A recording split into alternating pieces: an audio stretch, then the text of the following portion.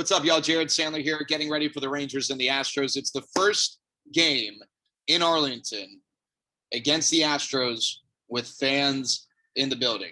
We're going to get into that in a second. That's what I want the focus of this to be. A few things. Andy Ibanez, after the game yesterday, was optioned back to AAA Round Rock. Brock Holt activated off the IL. I don't think Rangers fans got the best look at Andy Ibanez in that I don't think, what he showed in his stretch here with the big club is maybe the best representation of what he is, who he is as a player. He's not someone who's going to be a defensive asset, but I think he is better with the bat than what he showed.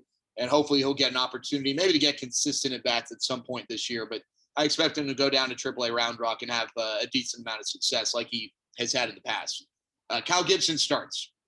A few notes on Kyle Gibson. First of all, he has 8 straight starts of 6 or more innings and 3 or fewer runs. Now, you might ask, well, what's the difference between that and a quality start? Why didn't you just call it a quality start?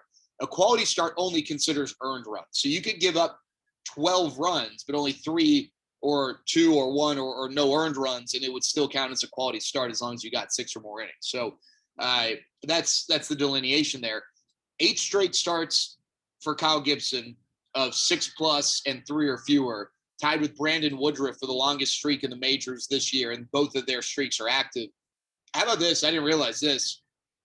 The longest such streak in franchise history, 9, done 3 times. Yu Darvish over the course of the 2012 and 2013 seasons, and then in 2005, Kenny Rogers, in 1975, Gaylord Perry. So Kyle Gibson could tie a franchise record if he was able to get 6+ and allow 3 or fewer. Here again tonight. He does have a start against the Astros under his belt throughout this streak. Another thing, Kyle Gibson, if you gave him a mulligan for his first start of the season on April 1st, and just started the Major League stats clock April 2nd, and that's when Kyle Gibson's stats counted from April 2nd onward, he would rank first in the American League among qualifiers in ERA, just barely ahead of Lance Lynn. So that's how good he's been. Kyle Gibson, whether you want to say he's an ace or not, he's pitched like an ace over the last 8 starts, and certainly a stark turnaround after how he began the season with that 1-out start on opening day against Kansas City. Just a little bit more on Kyle Gibson. As you know, that slider's been a really good pitch for him. He added the cutter. He's got the sinker. He's really had a pretty diverse mix, and that's one reason why, even though he hasn't got the win in all of his starts, he's put the team in a position to win the game.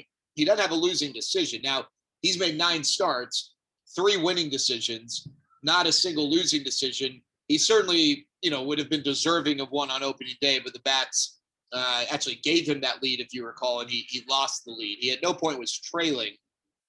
But if he at least doesn't suffer a loss tonight, he would become the 4th pitcher in franchise history, including time with the Senators, to go without a losing decision over 10 starts to begin the year.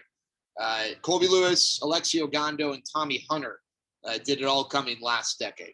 All right, we're going to talk a little bit about Adolis Garcia tomorrow. I guess I'll throw this out there.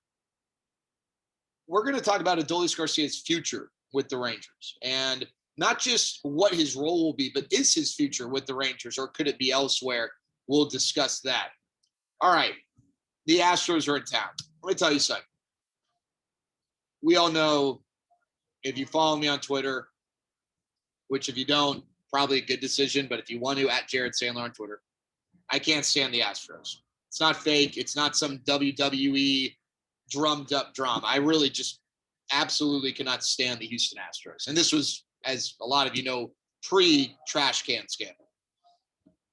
I'm pretty fired up for these 3 games. There are going to be 3 big crowds, and you've got the Astros in town for the first time in front of fans since the trash can cheating stuff came out.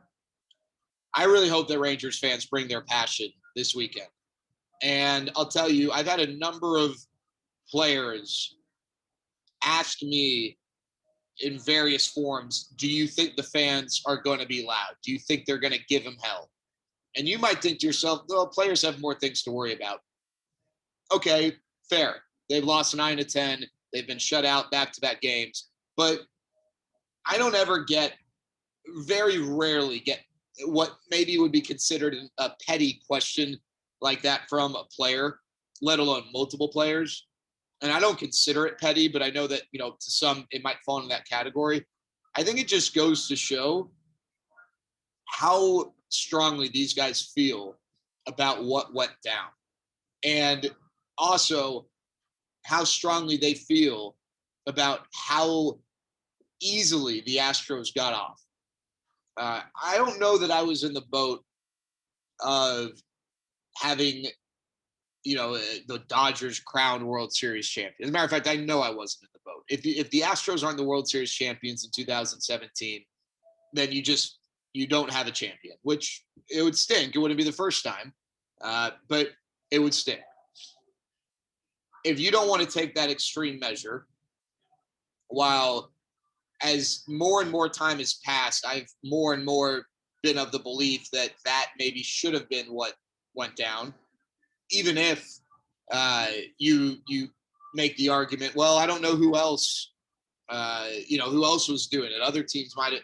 Same with steroids, right? We don't, if you got caught, you got caught. But we can maybe assume, we can think, but unless you got caught, then you're not maybe given the same treatment.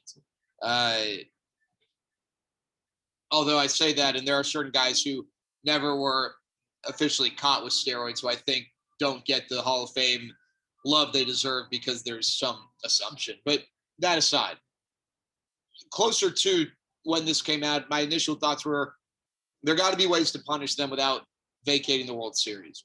As each day passes, I more and more think that vacating the World Series maybe is what should have happened. Regardless, they're the World Series champions. I don't think they should be able to profit off of it as much as you can control that.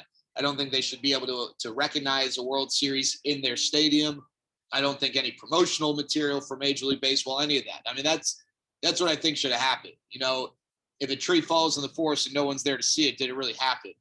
Well, while these players will always have the joys of experiencing that dog pile and the elation of winning a World Series, you really do kind of cut into a part of the pride where if you say you can never have a Major League Baseball sanctioned anniversary celebration, no Major League Baseball license stuff, which is way more than what you realize. Things legally can't just go out without Major League Baseball licensing.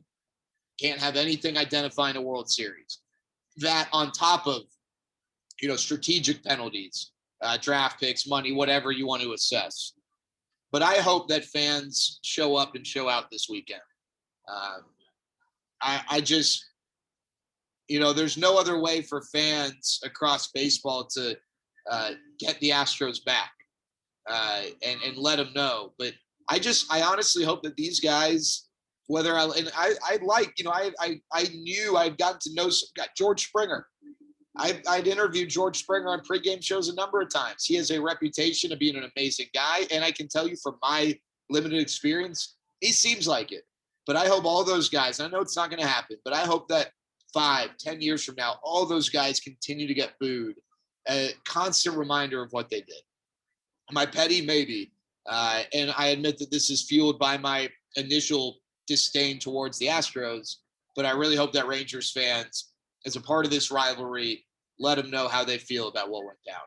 That's our pregame conversation. Talk to y'all later.